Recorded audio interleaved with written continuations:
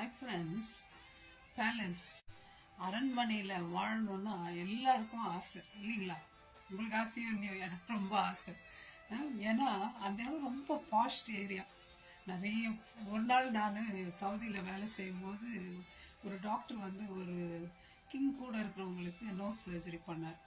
So அவர் வந்து சாப்பாட்டுக்கு ஒரு நாள் எங்களை எல்லாரும் இன்வைட் பண்ணியிருந்தார். அப்போ நாங்கள் போனோம். பாப்பா என்னம்மா வீடு அது, அரண்மனை இன்னும். அது அவ்வளோ வகையான சாப்பாடு எங்களால் சாப்பிடவே முடியல. அவ்வளோ ஒரு என்னன்றது, அவ்வளோ ஒரு இடம் சூப்பர். அவ்வளோ ஒரு லக்ஸுரி. ஏன் சொல்கிறேன்னா, நம்மளாம் அந்த இடத்துல போய் வசிக்க முடியாது இல்லைங்களா? இல்லை, இங்கே லண்டனில் கூட கிங் இருக்கிறார், கிங் சார்ல்ஸ். அவர் வந்து நான் இருக்கிற இடத்துல இருக்க முடியுமா? ஒரு நாள் இருப்பாரா? நம்மளாம் ஆர்டினரி பீப்புள். அவர் இருக்கிறது 5 ஸ்டாருக்கு மேலே 10 ஸ்டார் இல்லையா? ஸோ அவருடைய அந்தஸ்து வேறு, அவருடைய செல்வாக்கு வேறு. நான் போய் அங்கே இருக்க முடியாது, அவர் வந்து என்கிட்ட இருக்க முடியாது. ஆனால் அவர் வந்து கிங் சார்ல்ஸ் வந்து நம்மக்கிட்ட இருக்க முடியாது. ஏன் சொல்கிறேன்னா, இயேசுநாதர் உலகத்தையே படைச்சவர். எவ்வளோ பெரிய பணக்காரவர். இந்த வானத்தை பார்த்தீங்கன்னா, ஒரு வீடு காங்கிரீட் போடுறதுக்கு எவ்வளோ செலவாகுது. அவ்வளோ ஆகாயம் விரிவை தொகை விட்டுருக்காரு. அப்படியே அதாவது தொங்கிட்டு இந்த பிளேனில் போகும்போது பார்த்தா என்ன ஒரு அருமையாக இருக்கு ஆண்டவர் படைச்சிருக்குது. அந்த மேகங்கள் எல்லாம் அப்படியே போகுது. அவ்வளோ வல்லமை படைத்த தேவன் அவரு. நம்ம யார்? தூசி. இந்த தூசி பூன் ஊதுனா என்ன ஆகும்? பறந்து போகும். அந்த மண்ணுக்காக அந்த செல்வாக்கை விட்டுட்டு நம்ம பார்க்க இந்த உலகத்துக்கு வந்தாருங்க. எவ்வளோ பெரிய தேவன். அது மாத்திரம் இல்லை, 2000 வருஷத்துக்கு மேல ஒரே ஒரு ராஜா உட்காந்து அரசாண்டுட்டு இருக்காரு. அவருக்கு எதிர்வா சண்டை போடுறதுக்கு ஆள் இல்லை, அவருக்கு எதிர்க்கு சொல்றதுக்கு ஆள் இல்லை. பிசாசு தான் கீழே போட்டாச்சு. அவரே உட்காந்து ஆளுகை செய்துட்டு இருக்கார். பேர்பட்ட தேவன். அந்த தேவன் என்னன்றாரு, அந்த அவருடைய ராஜ்யத்தை நம்ம எல்லாரும் இருதயத்திலையும் விதையா போட்டிருக்கார். பரலோக ராஜ்யம் சமீபமா இருக்குதுன்றார். அவர் ராஜாதி ராஜாவை வரப்போறார் இந்த உலகத்தை ஆள. நம்மளும் அவரோட அரசாள போறோம். நான் போய் ராஜா கிட்ட, கிங் சார்ல்ஸ் கிட்ட, நான் இளவரசி அப்படின்னு சொல்ல முடியுமா? அடி கொடுத்து கல்கா அடி கொடுத்து அனுப்புவாங்க. நான் வந்து அவருடைய மகளா பிறந்திருக்கணும். ராஜாவுக்கு பின்னாடி நான் அரசாளணும்னா கிங் வில்லியம்ஸ் தான், பிரின்சஸ் வில்லியம்ஸ் தான், அவர் தான் அடுத்த பதவியில் இருக்கார் இல்லைங்களா? நான் போய் இருக்க முடியாது, சுதந்திரம் கொண்டாட முடியாது. நான் சுதந்திரம் கொண்டாடுனா அவருடைய மகளா பிறக்கணும்.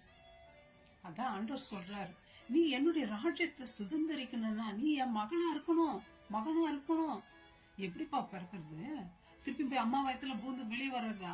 இல்ல, ஞான ஸ்நானம் எடுக்கிறது, தண்ணிக்குள்ள போய் உலகத்துக்கே நம்மளை காமிக்கிறது. டே, நான் தான் ராஜாவும் மகன். நான் இயேசுநாதர் அவர் விட்னஸ் பண்ணி கீழே இறங்கு தண்ணியில முழுகி ஞான ஸ்நானம் எடு. அதுதான் ஆண்டவர் சொல்ற. மனம் திரும்பிட்டா அந்த விதை நமக்குள்ள இருந்தா, சும்மா விதை போட்டா அது பாட்டுக்கு இருக்க முடியுமா? அதுக்கு தண்ணி காட்டணும், சோறு போடணும் இல்லைங்களா? அவருடைய வசனத்தை படிக்கணும், அவரோட பேசணும். இதெல்லாம் தான். இல்லைன்னா அது விதை வளராது நமக்குள்ள. ஆண்டவர் ஒரு மோமையை சொல்றாரு, விதை விதைக்கிறோம்னா விதை விதைச்சான். விதை நல்ல நிலத்துலதான் விதைக்கணும்னு போறான். ஆனா அது பாதையில கொஞ்சம் விதைது, முள்ளுல கொஞ்சம் போகுது, கற்பாறையில கொஞ்சம் விழுந்து போகுது. இதெல்லாம் ஆசையோடு நம்ம ஆண்டோடைய வார்த்தை கேட்கிறோம். கொஞ்ச நாள் தான் நம்ம தங்க முடியுது அந்த வார்த்தைகளை. கஷ்டமோ சோதனையோ நெருக்கடியோ காட்டி கொடுக்கறதோ எதுவும் வந்தா உடனே ஆண்டவர் விட்டுறோம், பின்வாங்கி போயிடும். ஆண்டோடைய வார்த்தையோ ஆண்டோடைய ராஜ்யமோ நமக்குள்ள நிலைத்திருக்கிறது இல்லை. முதலாவது தேவனுடைய ராஜ்யத்தை தேடுங்கள்ன்றார், அவருடைய நீதி. மனம் திரும்புங்கள், பரலோக ராஜ்யம் சமீபித்திருக்கிறது என்றார். நீங்க மனம் திரும்பினா அது இங்கே இருக்கு, உங்ககிட்டே இருக்குன்றார். பரலோக ராஜ்யத்தை எட்டுன்னு அந்த ஆண்டவர் ஒண்ணு இங்க வைக்க தேவையில்லை, நம்மளே பரலோக ராஜ்யம் அவருக்கு. எவ்வளோ ஒரு ஸ்லாக்கியம் கொடுத்துருக்காரு. மகனா மகளா அவருக்கு இருக்கு, பிறக்காமே இல்லையா ஃப்ரெண்ட்ஸ்? பேர்பட்ட தேவன் நமக்காக காத்திருக்கிறார்.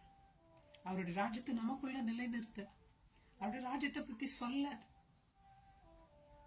ஞானஸ்நானம் எடுத்திருக்கிறோமா, கீழ்ப்படைஞ்சிருக்கிறோமா, அவருடைய வார்த்தையை படிக்கிறோமா, அவருடைய ராஜ்யத்தை பத்தி சொல்றோமா, உலகம் எங்கும் போய் சொல்லுங்கன்ற.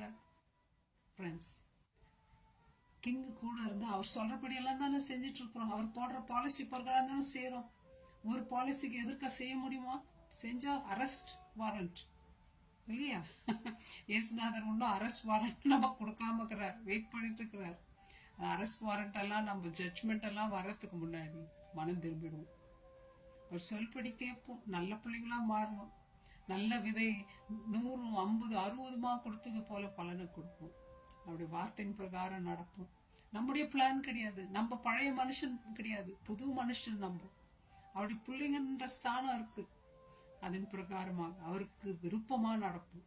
அவருடைய ராஜ்யம் நமக்குள்ள வச்சு இருப்போம். அதனால ராஜ்யம் இருந்தா சும்மா இருக்குமா? ராஜ்யம் ஆசீர்வாதம் நமக்கு. அவரோடு நடப்போம் daily. God bless you, my friends. Thank you. Bye-bye.